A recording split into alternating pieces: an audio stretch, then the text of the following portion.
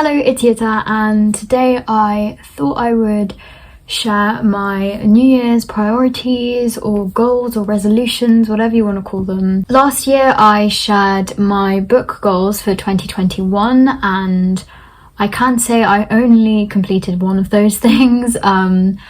I did read more poetry and actually wrote a lot of poetry last year, but that was the only thing that I completed. But this year I thought firstly I'm going to cut it down, so I'm only going to have 3 book goals, but I also thought I would share some of my personal goals and other things that I'm prioritizing this year as well. I've only set 3 goals for each aspect of my life, so I've got personal goals, reading goals and YouTube goals, which is also a bit of an opportunity for me to talk a little bit about where I want to take this channel in the future and also the type of content that I am going to be creating next year. So do wait till the end to hear about that as well. So starting off with my personal goals, the first thing is to try to do yoga every single day.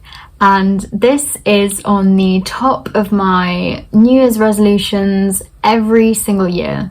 And every single year, it's not that I don't do yoga, it's just I don't do it consistently. I will do it like every single day for a few weeks and then I just won't do it for months, and then again I'll pick it up like in the middle of the year and decide to do it again. And I just want to have it as this non-negotiable thing which I genuinely look forward to doing and do every single day, instead of kind of doing it in short bursts, just doing it consistently. And a way that I'm already implementing this goal is that this month I'm doing the Yoga with Adrian 30-day yoga challenge called Move. I've got like a calendar printed and everything. I'm currently on day 5 and it's hard. Like some days I really don't want to get up because I'm doing it in the morning, so I have to wake up earlier to be able to do it before school. And yeah, sometimes it's really a struggle, but I never regret doing it. And I think that's something that I need to keep in mind. It's difficult to get onto the mat, but once you're there, it's just so easy and so meditative and just feels so good like in my body. So yeah, I'm gonna try and do this 30-day challenge, and if I manage to complete it, then do another 30-day challenge and another one and another one, and hopefully I do it every single day all year, which is a huge like thing. Obviously I might have to miss a day or 2, but the priority is there and it's something that I'm thinking about, so it's already happening. So then the second thing is that I want to build a kinder relationship with food. So I recently I'm kind of eating just because I have to, and you need it to live. I'm not really eating because I'm particularly enjoying food at the moment. It's really kind of quite a strange thing to try to explain. Also, when I'm stressed or anxious, I tend to lose my appetite quite a bit. So I just kind of have associated food with something that's difficult to eat and also just like a negative thing, and so I really want to kind of try to eat more mindfully, try to really enjoy the food that I'm eating and kind of just not having a resistance to food, not forcing myself to eat but actually wanting to eat. So yeah, just building a more positive and kind approach to eating and food. It might sound very strange to you, but it is something that I need to prioritize. So yeah. Then the third goal is just aimed at kind of helping to find that kind of work-life balance. I want to finish academic work at 7:30 and I want to finish all work and things that I'm doing at 8:30. And the reason for this kind of setup is so that I can actually go to sleep earlier.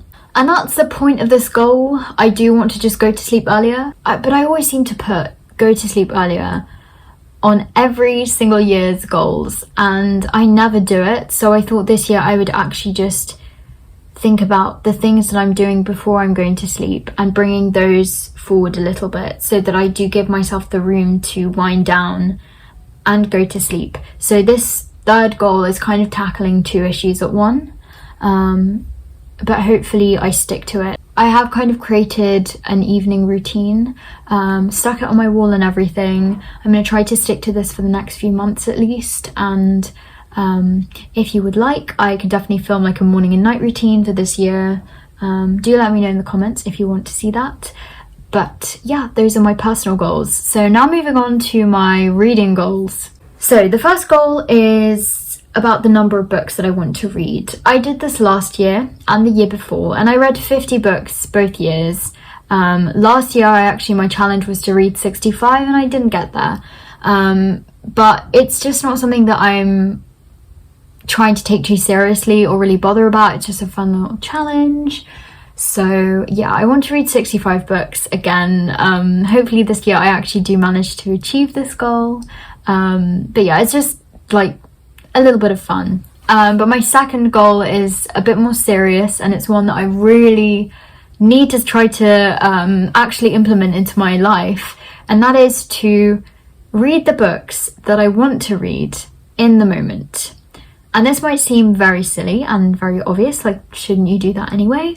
But I kind of don't. If I've read, let's say, 5 romance books in a row, I automatically think, oh, I should read a different genre now, or maybe I should read a classic, you know. Or if I feel like I've been reading things that are a bit too young, I kind of just throw in an adult fiction book because I just feel like I have to. Yeah, just not restricting myself and actually just reading what I want to read, because I kind of forget sometimes that reading is a hobby and it's not school. It's not something that I need to constantly push myself to do.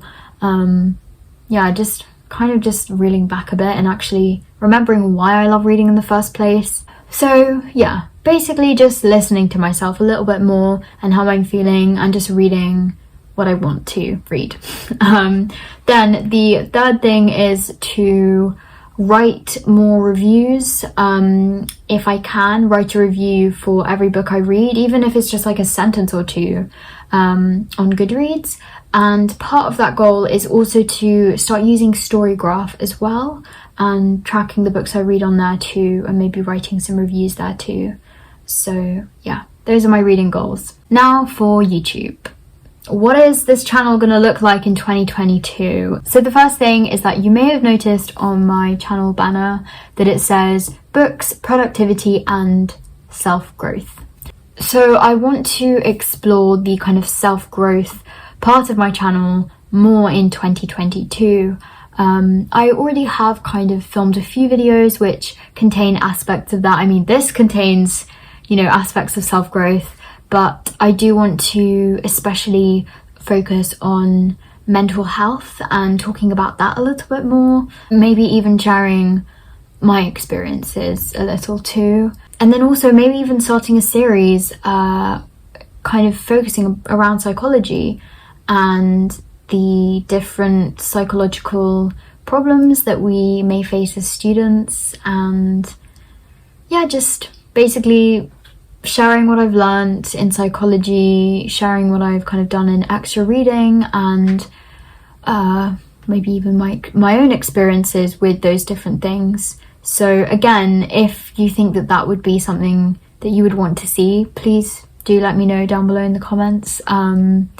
I don't want to film videos that won't be useful for you guys, because ultimately you are the people who are watching my videos, but I also just want to start filming some things that I really want to film. I'm still going to be doing all the study content.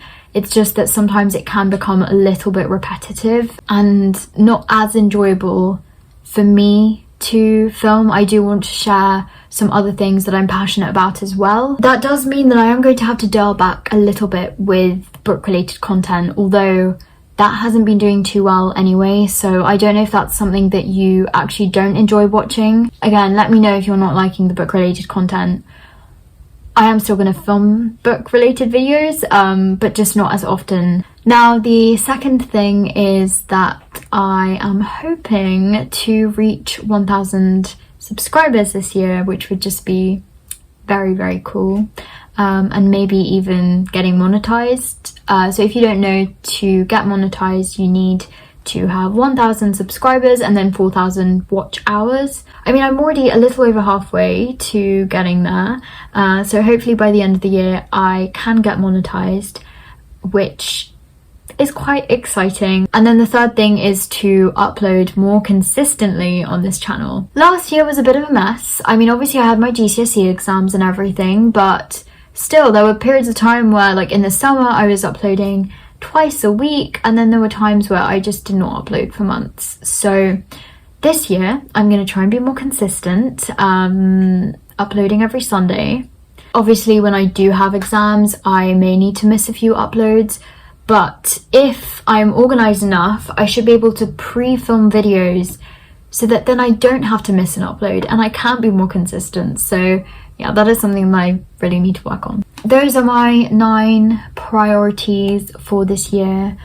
I know that some people love setting New Year's resolutions and some people really hate them and think that you're just never going to achieve them. But I think there is something quite nice about resetting for the new year.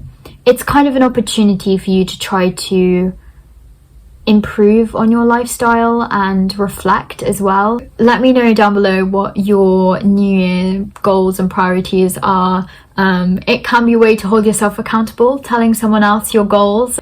So yeah, thank you so much for watching. I hope you have a lovely day, and here's to a more positive new year. Bye.